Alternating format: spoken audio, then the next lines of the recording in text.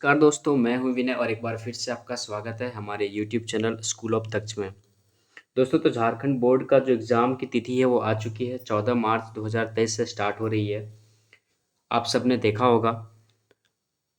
उसी को लेकर के आज हम लोग क्लास 10 की इंग्लिश की क्वेश्चन आंसर्स को डिस्कस करेंगे, जिसमें सबसे पहले हम आपसे ये बताना चाहेंगे कि आपका जो ऑब्जेक्टिव क्वेश्चंस है वो 40 मार्क्स का होगा एंड ये 1.5 आवर्स का होगा।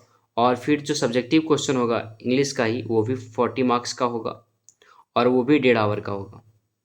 ठीक है, सब्जेक्टिव क्वेश्चन जो होंगे वो भी 40 मार्क्स के होंगे और वो भी 1.5 घंटे के ही होंगे। ठीक है, कुल मिला के ये हो जाएंगे 80 मार्क्स एंड 20 मार्क्स का आपका होगा प्रैक्टिकल। ठीक है, अब चलिए देखते हैं इसका क्वेश्चन पैटर्न क्या है। इसमें 40 क्वेश्चन पूछे जाएंगे। प्रत्येक क्वेश्चन पर आपको 1 नंबर दिया जाएगा। ठीक है, नेगेटिव मार्किंग वगैरह ये सब में कुछ नहीं है। सबसे पहले हम लोग देखते हैं आज का पैसेज। ठीक है, क्लास 10 के जो बच्चों हैं उनको दो तरह के पैसेज पूछे जाएंगे। ठीक है, एक पैसेज पूछा जाएगा फैक्चुअल। ठीक है, फैक्चुअल। और दूसरा पूछा जाएगा डिस्कर्सिव पैसेज। ठीक है, दो तरह के पैसेज आपसे पूछे जाएंगे, फैक्चुअल और डिस्कर्सिव। ठीक है, फैक्चुअल मीन्स जो फैक्चुअल डाटा फैक्ट डाटा पे होगा, और डिस्कर्सिव जो डिस्कस करने योग्य सवाल होंगे उस तरह के जो है सो पैसेज आपको दिए जाएंगे। ठीक है, तो सबसे पहले जो हमें जो स्क्रीन पे दिखाई दे रहा है, इस पैसेज को एक बार हम थॉरोली पूरी लाइन बाय लाइन पढ़ेंगे, उसके बाद हम क्वेश्चंस को करेंगे। ठीक है, valley of flowers is a national park in Uttarakhand, India. पहला सेंटेंस को पढ़ करके ही हम ये क्लियर हो जा रहे हैं कि ये जो हमारा पैसेज है ये डिस्कर्सिव नहीं, बिल्कुल फैक्चुअल पैसेज है। ठीक है, क्लियर है, क्योंकि वैली ऑफ फ्लावर्स जो है वो एक राष्ट्रीय उद्यान है जो उत्तराखंड में स्थित है। ठीक है, तो ये इस पे ये बिल्कुल फैक्ट बात है, इस पे डिस्कस करने की कोई बात बनती ही नहीं है। ठीक है, this valley is famous for charming. ये जो वैली है वो charming meadows of alpine flowers के लिए फेमस है। ठीक है, मेडोज का मतलब होता है सुंदर घास। मेडोज का मतलब क्या होता है? सुंदर घास। ठीक है, तो फ्लावर ऑफ वैली जो है या वैली ऑफ फ्लावर्स जो है उत्तराखंड में, वो जो है अल्पाइन घासों के लिए फेमस है। ठीक है, myriad alpine flowers make this place a colourful paradise. ठीक है, मिरियाड क्या होता है बच्चों? मिरियाड के मतलब होता है असंख्य। ठीक है, समझ रहे हैं ना? तो असंख्य अल्पाइन के जो फूल हैं वो इस जगह को बहुत ही कलरफुल बना देते हैं। ऐसा लगता है जैसे स्वर्ग जैसा लगता है, स्वर्ग प्रतीत होता है। This beautiful valley is also a world heritage site. ये जो घाटी है, ठीक है, वैली बोले तो घाटी, ये घाटी जो है ये विश्व धरोहर में भी इसकी काउंटिंग की जाती है। ठीक है, with its pristine beauty and mystical surroundings which attracts nature lovers. ठीक है, इसको वर्ल्ड हेरिटेज साइट क्यों कहा जाता है? क्योंकि इसकी जो है सो प्रिस्टाइन ब्यूटी, प्राचीन समय से ये बहुत ही सुंदर है ना। और मिस्टिकल सराउंडिंग्स बोले तो रहस्यमय यहाँ का वातावरण जो है, ठीक है, ये नेचर लवर को, जो प्रकृति से प्रेम करते हैं, फोटोग्राफर है या बॉटनिस्ट हैं, उनको बहुत ज़्यादा अट्रैक्ट करता है। Valley of flower is a bifurcated by Pushpawati river. Valley of flower जो है, ये जो फूलों का घाटी है, ठीक है, इसको किसके द्वारा अलग किया जाता है, बंटवारा किया जाता है? पुष्पवती रिवर के द्वारा। ठीक है, पुष्पवती रिवर जो है इसको दो भागों में बांटती है। बाइफरगेटेड का मतलब होता है बांटना। This valley is one of the famous trekking destinations in India. ये जो वैली है, ये घाटी जो है, भारत का एक फेमस ट्रैकिंग प्लेस है। ठीक है, ट्रैकिंग मतलब होता है पर्वतारोहण, जो पर्वत पे चढ़ाई करते हैं उन उन लोगों को ट्रैकिंग कहा जाता है। The valley of flower is a 3 kilometre climb from Ghangaria.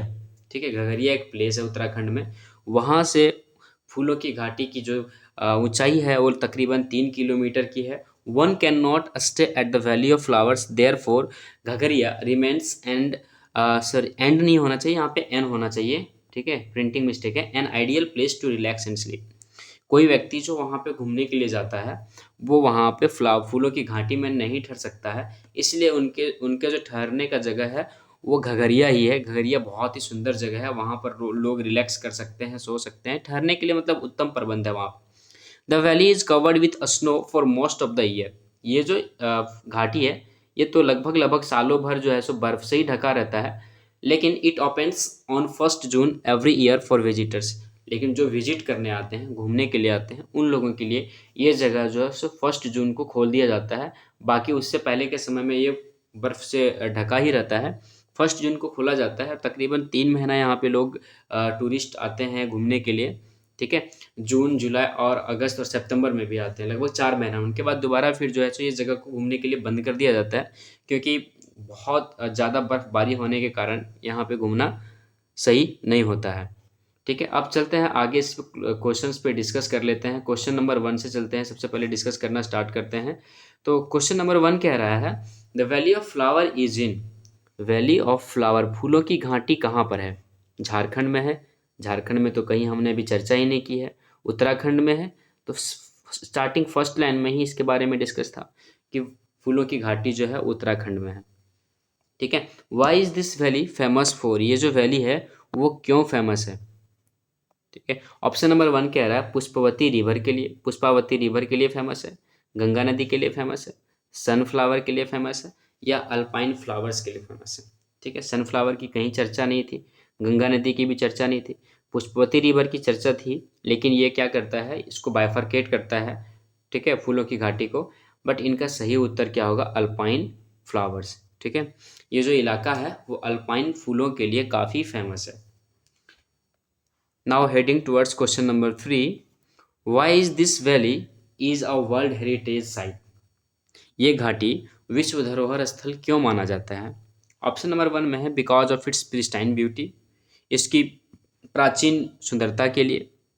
Option number B में है because of its mystical surroundings, इसके रहस्यमय वातावरण के लिए, ठीक है। तो इन दोनों की चर्चा थी कि पैसेज में। सो इसका आंसर क्या होना चाहिए बच्चों? बोथ ए एंड बी, ठीक है। इनकी प्राचीन सुंदरता के लिए भी और रहस्यमय वातावरण के लिए भी ये जो जगह है काफ़ी फेमस है। इसमें मैंने एक चीज़ आपको नहीं बताया कि ये जो वैली ऑफ फ्लावर्स है बच्चों, वैली ऑफ फ्लावर्स, ठीक है, वैली ऑफ फ्लावर्स जो है, ठीक है, ये माना जाता है कि रामायण काल में, ठीक है, भगवान हनुमान जो थे, है ना, हनुमान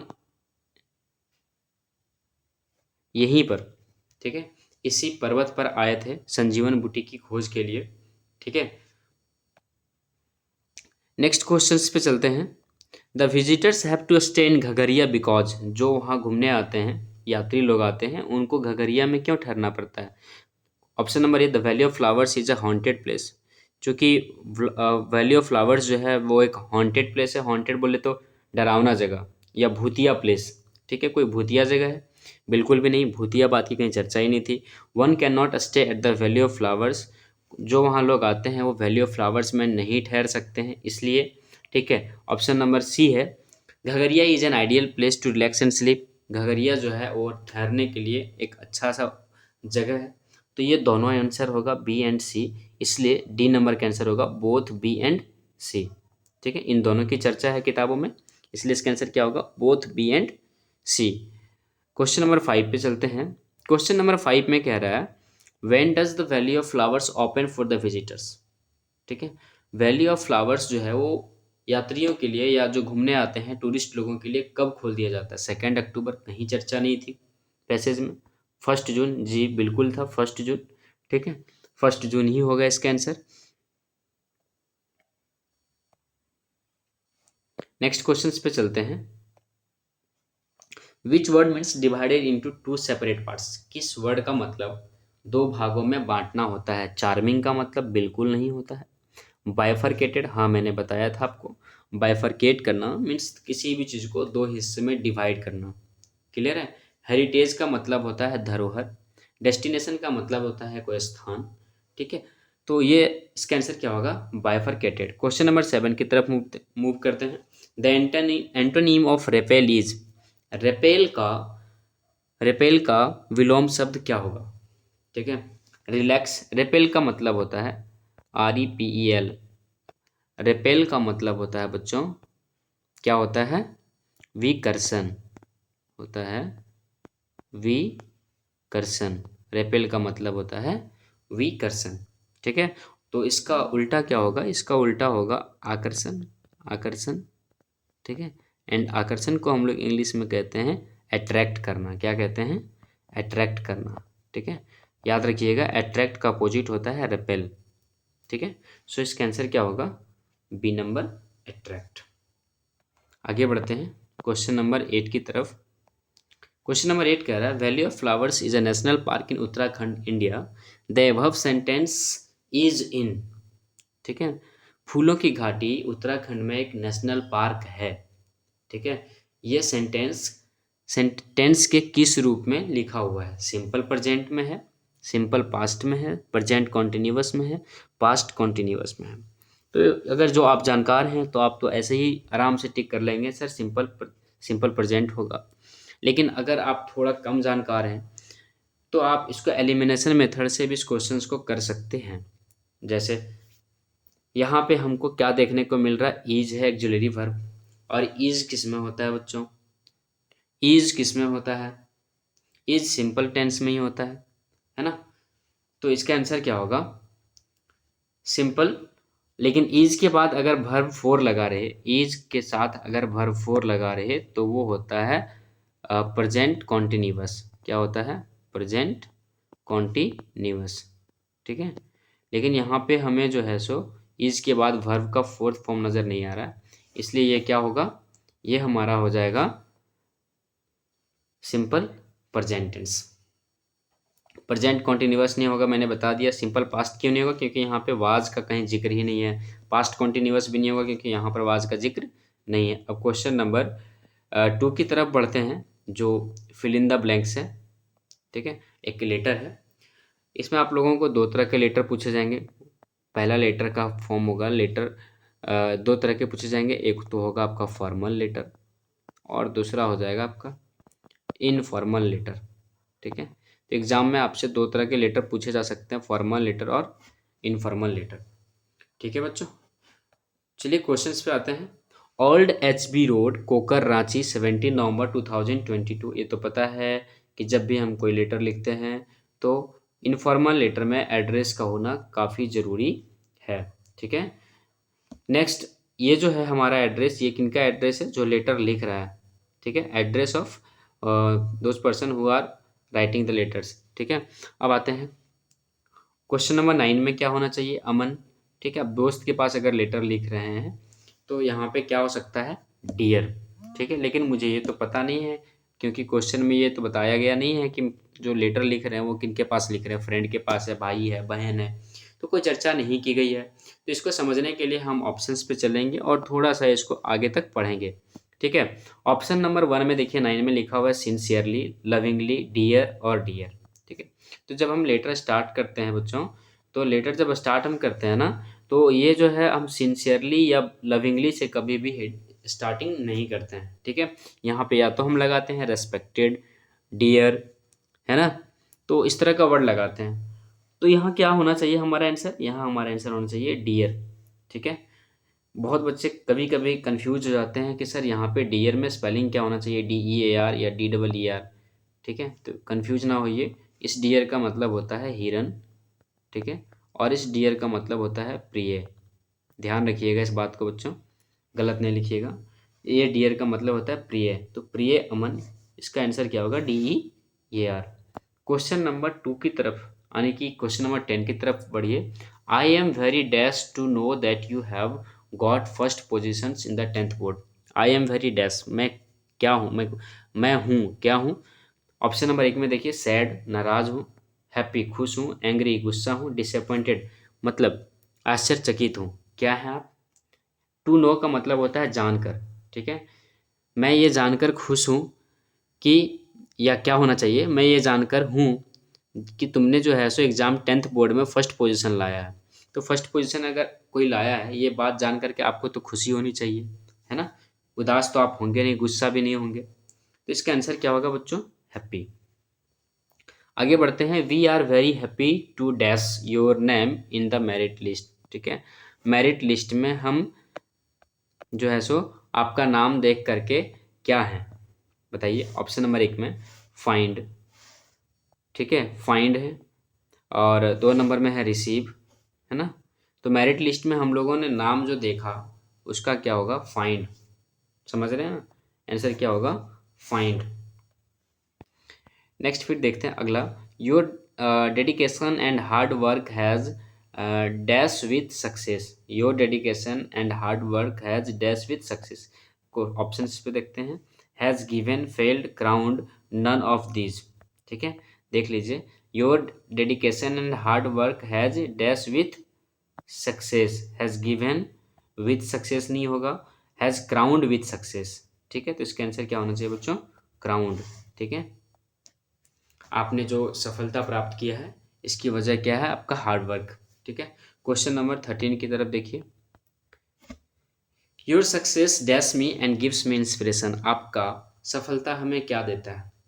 यहाँ पे खाली स्थान पे क्या होगा देख लीजिए। ऑप्शन 13 में देखते हैं। डिस्करेज करता है, इनकरेज करता है, जेलस करता है, हेट करता है। किसी कोई अगर व्यक्ति सफल होता है तो आप उनको देख करके क्या होते हैं? उनकी कहानी को पढ़ के या उनकी जो सफलता है उसकी पूरी स्टोरी को पढ़ करके, हार्ड वर्क को सुन करके आप तो जाहिर सा बात है इनकरेज होंगे, है ना? इनकरेज होंगे, डिस्करेज तो बिल्कुल नहीं होंगे। ठीक है, लास्ट में है, लास्ट में देखिए। Your dash friend Amit. ठीक है, तो यहाँ पे क्या होना चाहिए? Your loving friend Amit. यहाँ क्या होगा बच्चों? Loving friend Amit. अगर लास्ट में फ्रेंड नहीं लगा होता तो हम लविंगली लिख सकते थे, लेकिन चूंकि लविंग के सॉरी डैश के बाद फ्रेंड है तो इसका आंसर क्या होगा? Your loving friend Amit. ठीक है, तो यहाँ तक क्लियर होगा सबका। अब आते हैं ग्रामेटिकल पोर्शन पे, है ना? क्वेश्चन नंबर 15 कह रहा है the children are making noise in the class, this sentence is in. बच्चे क्लास में हल्ला कर रहे हैं, ये सेंटेंस किस फॉर्म में है? तो देखिए अभी यहाँ पे हम देख रहे हैं कि यहाँ जो हमारा वर्ब है, मेन वर्ब है, वो मेकिंग है एंड इसके साथ हेल्पिंग वर्ब क्या है? आर है। तो बच्चों इज या एम या आर, इनके साथ अगर वर्ब का फोर्थ फॉर्म आता है तो हम लोग जानते हैं कि सर वो सेंटेंस किस टेंस में होता है? प्रेजेंट कॉन्टिन्यूअस में होता है। समझ पा रहे हैं मेरी बातों को? ठीक है, टेंस बहुत ही इंपॉर्टेंट है। आपके एग्जाम के सिलेबस के अनुसार से टेंस से सवाल होंगे ही होंगे, तो एक बार टेंस को आप पूरा का पूरा रिवीजन कर लीजिएगा, है ना? तो इसका आंसर क्या होना चाहिए बच्चों? Past perfect, present perfect, present continuous. देखिए ऑप्शन नंबर डी में है प्रेजेंट कॉन्टिन्यूअस, तो यही होगा आंसर आपका। क्वेश्चन नंबर 16 की तरफ मूव करते हैं। क्वेश्चन नंबर 16 कह रहा है the passive voice of mister Sharma is making a film is. ठीक है, पैसिव वॉइस, वॉइस से भी आपके सवाल होंगे, आपके एग्जाम में पोर्शन में है ही वॉइस। ठीक है, mister Sharma is making a film, इसका पैसिव वॉइस क्या होगा? बिल्कुल आसान है, मैंने आप लोगों को बताया है। ठीक है, कि पैसिव बनाना कितना आसान है। ऑब्जेक्ट का सब्जेक्ट हो जाता है और सब्जेक्ट का ऑब्जेक्ट बन जाता है। ठीक है, तो इसका क्या हो जाएगा? A film. यहाँ पे ऑब्जेक्ट हमारा जो है वो ए फिल्म है और इसका सब्जेक्टिव केस क्या हो जाएगा? A film. देखिए इन तीनों में अ फिल्म देखने को मिल रहा है ना? इज मेकिंग अ फिल्म, ये जो सेंटेंस एक बार इसको देख लेते हैं, ये किस फॉर्म में है हमारा? Mister Sharma is making a film, ये है हमारा प्रेजेंट कॉन्टिन्यूअस में। किस में है? प्रेजेंट कॉन्टिन्यूअस में। तो इसका जब पैसिव बनाएंगे तो क्या हो जाएगा? A film is being made by mister Sharma. ठीक है, a film is being made by mister Sharma. Next question पे चलते हैं। Question number 17 the passive voice of who wrote this book. ये हु रोट दिस बुक का पैसिव वॉइस को क्या होगा? ये क्वेश्चन है, क्वेश्चन की जब भी हम पैसिव बनाते हैं तो इसके आगे लगाते हैं हुम। ठीक है, अगर यहाँ हमारा सब्जेक्ट हु हो तो हम क्या लगाएंगे? हुम लगाएंगे। तो यहाँ पे हम देख लेते हैं कौन कौन सा ऑप्शंस में। पहला ऑप्शन में तो बाय हुम है नहीं, तो ये नहीं होगा। सेकेंड में है, थर्ड में भी है, फोर्थ में नहीं है, तो ये भी नहीं होगा। सेकेंड में है, लेकिन ये जो सेंटेंस है ये पास्ट में है और इसका जो पैसिव बनाया गया है वो प्रेजेंट में, चूँकि यहाँ इज लगा हुआ है तो ये भी हमारा नहीं होगा। तो आंसर क्या होगा? C number, by whom was this book written. Question number 18 की तरफ मूव करते हैं। क्वेश्चन नंबर 18 में है look that man dash to open the door of your house. ठीक है, दैट मैन देखो वह व्यक्ति, ठीक है, open the door of your house, आपका घर का दरवाज़ा खोलने का कोशिश कर रहा है। ठीक है, कोशिश कर रहा है, तो ट्राई तो नहीं होगा, क्योंकि दैट मैन जो है मैंने आप लोगों को ये भी बताया है सब्जेक्ट वर्ब कोऑर्डिनेट, जिसमें क्या होता है सिंगुलर सब्जेक्ट के साथ बच्चों सिंगुलर वर्ब आता है। ठीक है, तो दैट मीन सिंगुलर सब्जेक्ट है और सिंगुलर सब्जेक्ट के साथ सिंगुलर वर्ब आना चाहिए, तो ट्राई तो बिल्कुल नहीं होगा, ट्राइज हो सकता था। ठीक है, इज ट्राइंग ही होगा इसका answer. That man is trying to open the door of your house. Are trying क्यों नहीं होगा? आर ट्राइंग इसलिए नहीं होगा क्योंकि आर जो है वो प्लूरल है और यहाँ सब्जेक्ट हमारा क्या है सिंगुलर है।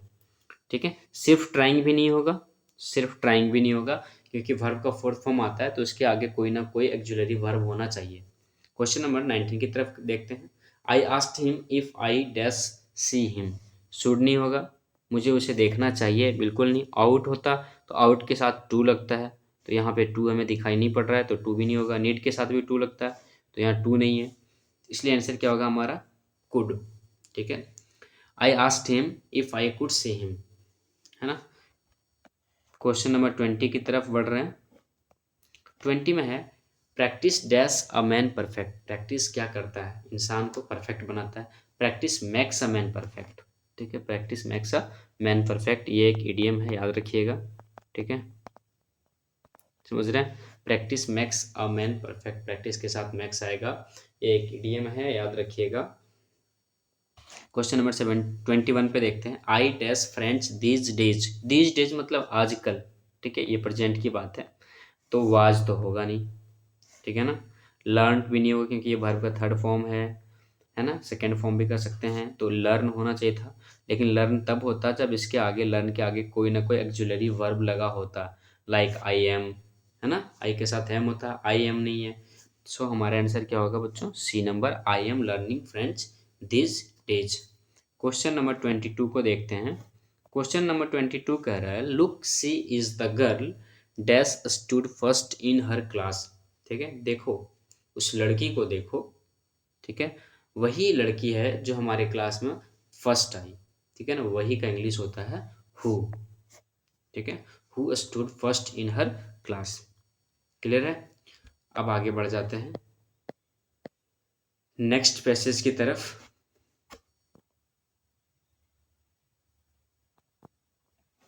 चलिए एक बार पैसेज को पूरा थॉरोली लाइन बाय लाइन पढ़ लेते हैं, फिर जो है सो क्वेश्चंस को करेंगे।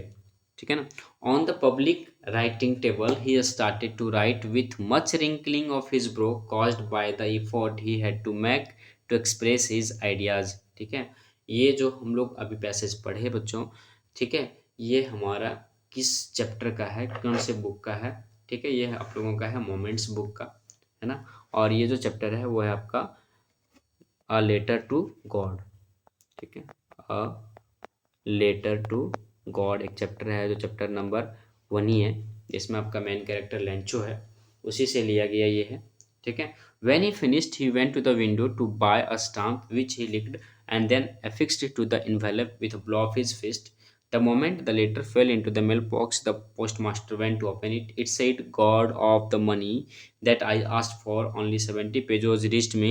Send me the rest since I need it very much. But don't send it to me through the mail because the post office employees are a bunch of crooks. ठीक है, बंच ऑफ क्रूक का मतलब होता है बदमाश लोग।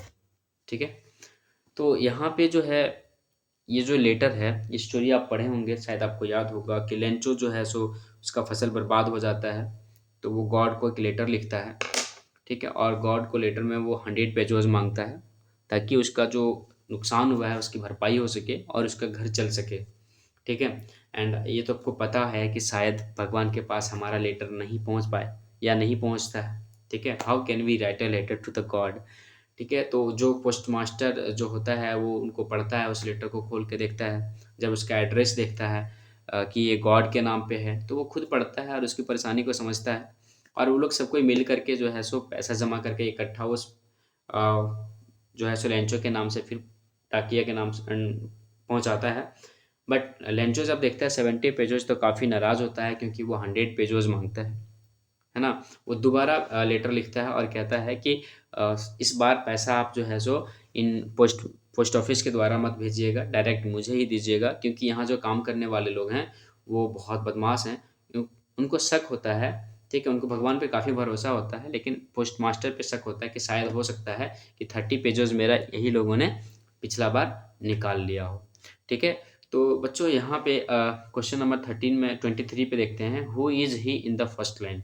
ठीक है, पहला लाइन में जो है, he started to write with much wrinkling of his brow. कौन लिखना शुरू कर देता है? यहाँ पर ही कौन है ना? गॉड है, लेंचो है, पोस्ट मास्टर है, नन ऑफ दीज है। क्या होगा आंसर इसका?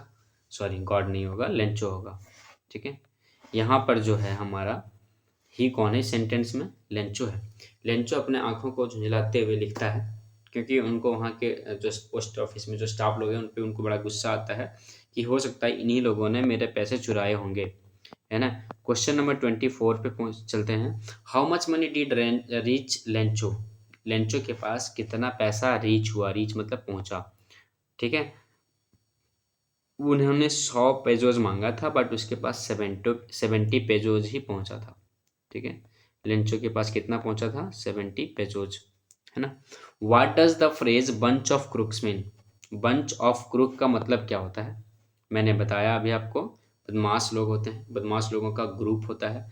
ठीक है, जैसे बंच ऑफ फ्लावर होता है, बंच ऑफ की होता है ना। बंच जो है एक तरह से यहाँ पर क्या है? नाउन फॉर्म है, कलेक्टिव नाउन है।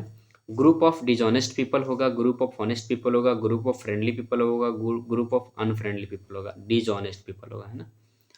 बेईमान लोगों का ग्रुप या बदमाश लोगों का ग्रुप को हम लोग क्या कहते हैं? Bunch of group. Question number 26 में देखते हैं, who is the author of from the dairy of Anne Frank. ठीक है ना, dairy, sorry, from the diary of Anne Frank का लेखक कौन है ना। तो बच्चों, from the diary of Anne Frank का लेखक जो है वो है एनी फ्रैंक ही है।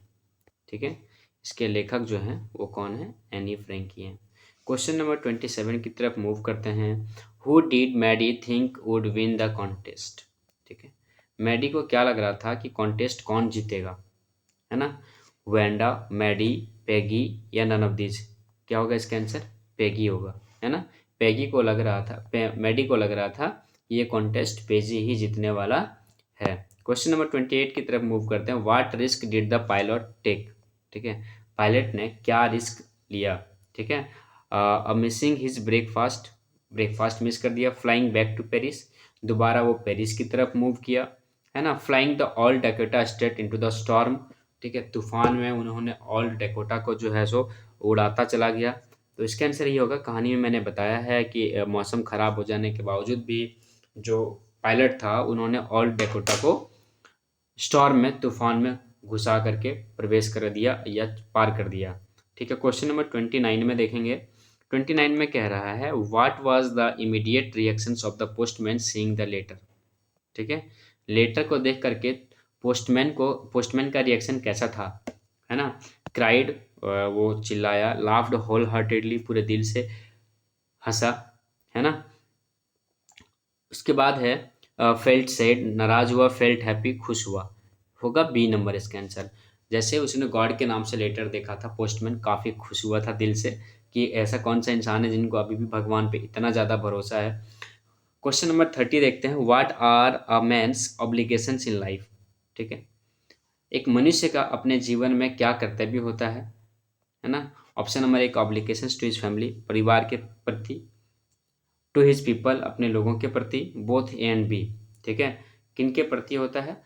इसका आंसर होगा बोथ ए एंड बी, परिवार के प्रति भी होता है और अपने लोगों के प्रति भी उनका कर्तव्य होता है। सो इसका आंसर क्या होगा बच्चों? Both A and B. 31 की तरफ देखते हैं। 31 में है, what does Amanda consider herself. Amanda अपने आप को क्या मानती थी? An orphan, a player, very rich, very poor. ठीक है, तो इसका आंसर होगा एन ऑर्फेन, अपने आप को वो अनाथ समझती थी। द बेकर और the bread seller of those days had a peculiar dress known as. ठीक है, उन दिनों के जो बेकर थे उनका, ठीक है, बेकर फ्रॉम गोवा से स्टोरी से ये जो है सो आपका क्वेश्चन है। तो उन दोनों जो बेकर थे उनका जो ड्रेस था, उनके ड्रेस को क्या कहा जाता था? कीरा, कोट पैंट, कबाई, हैंडबॉक। ठीक है, आंसर क्या होगा बच्चों? कबाई कहा जाता था। ठीक है, in which country tea was drunk first. कौन से देश में सबसे पहले चाय पिया जाता था? ऑप्शन नंबर 1 है इंग्लैंड, चाइना, पाकिस्तान, बांग्लादेश। ठीक है, चाइना होगा इसका आंसर। हम सब जानते हैं कि सर चाइना से ही टी का आविष्कार हुआ है और शुगर का आविष्कार हुआ है, इसलिए हम लोग चीनी को चीनी बोलते हैं, क्योंकि उसकी शुरुआती कहाँ से हुई है, चाइना से हुई है। What type of man was Griffin, Griffin कैसा इंसान था, सब स्टोरी पढ़े थे, बहुत मज़ेदार स्टोरी था, हम लोगों ने देखा था। ठीक है, एक ब्रिलियंट साइंटिस्ट था, लॉलेस पर्सन था, बोथ ए एंड बी, दोनों ही हो गए आंसर। ब्रिलियंट था तभी तो उन्होंने उसका आविष्कार किया था, लॉलेस था, बिल्कुल भी वो अपने नियम को फॉलो नहीं करता था, है ना। दैट्स वाई जो उनका मालिक था वो उनको रखना नहीं चाह रहा था, जिस मकान पे वो किराए पे रह रहा था, है ना। क्वेश्चन नंबर 35 को देखते हैं। ठीक है, what did the thief use to change every month, जो चोर था वो प्रत्येक महीना क्या चीज़ बदलता रहता था। हम लोग द थीफ स्टोरी पढ़े हैं बच्चों, द थीफ स्टोरी याद कीजिए, द थीफ स्टोरी हम लोग पढ़े हैं, जिसमें जो एक रहता है कैरेक्टर अनिल रहता है और एक रहता है हरी, है ना। तो हरी क्या करता है, अपना नाम बराबर बदलता रहता है, ठीक है ना, नाम बदलता रहता है। तो आंसर क्या होगा, ही इज नेम, वो अपना नाम हर बार बदलता रहता था।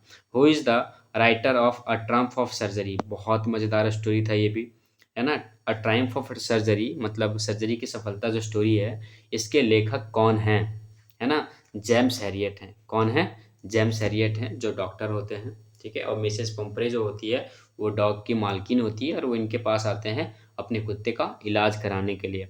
ठीक है ना, स्टोरी याद आ रहा है कुछ कुछ। 37 पर देखते हैं, हु वाज ऑजेबल, ऑजेबल कौन था, है ना। ऑजेबल कौन था, एक सीक्रेट एजेंट था, ऑजेबल कौन था, सीक्रेट एजेंट। ठीक है, इसमें हम लोग कैरेक्टर पढ़े थे ना, एक फॉलर था, है ना, अब एक फॉलर था, और एक ऑजेबल था, है ना, और एक मैक्स था, स्टोरी पढ़े होंगे हम लोग। ठीक है ना, तो ना नेक्स्ट है, Horace Denby liked, Horace Denby को क्या पसंद था। ठीक है ना, क्वेश्चन नंबर 38 कह रहा है, हॉरेस डेनबी को क्या पसंद था, रीडिंग एक्सपेंसिव बुक्स, है ना, और reading newspaper, singing, listening music. ये भी स्टोरी आप लोगों ने पढ़ा होगा। ये हॉरेस डेनबी को जो था वो महंगे महंगी किताबें पढ़ने का बड़ा शौक था, इसलिए वो हर एक साल एक जो है सो किसी घर में डाका डालने के लिए वो अरेंज करता था, और वहाँ पे डाका डाल करके वो पैसा कुछ कमाता था, उससे उसका साल भर रहन सहन आराम से चलता था, और महंगे महंगे किताब खरीद करके वो पढ़ता था, है ना। क्वेश्चन नंबर 39 कह रहा है, Mrs Loisel borrowed a dash from Mrs Forestier, Mrs Forestier से मिस्टर लॉयजल, मिसेज लॉयजल ने क्या उधार लिया था। मिसेज लॉयजल कौन है, मटिल्डा ही है ना, स्टोरी में पढ़े हैं ना हम लोग मटिल्डा। मटिल्डा का हस्बैंड का नाम रहता है मिस्टर लॉयजल, मिस्टर लॉयजल, इसलिए मटिल्डा का नाम भी हो जाता है मिसेज लॉयजल, है ना, पति का नाम आ जाता है। तो वो क्या उधार लेती है मिसेस फॉरेस्टियर से, मिसेस फॉरेस्टियर मिसेज लॉयजल की फ्रेंड होती है ना, एक रिचेस्ट फ्रेंड होती है, तो उससे नेकलेस उधार लेती है। क्या उधार लेती है, नेकलेस उधार लेती है ना। नेक्स्ट क्वेश्चन की तरफ, और लास्ट क्वेश्चन है हमारा, उसकी तरफ मूव करते हैं।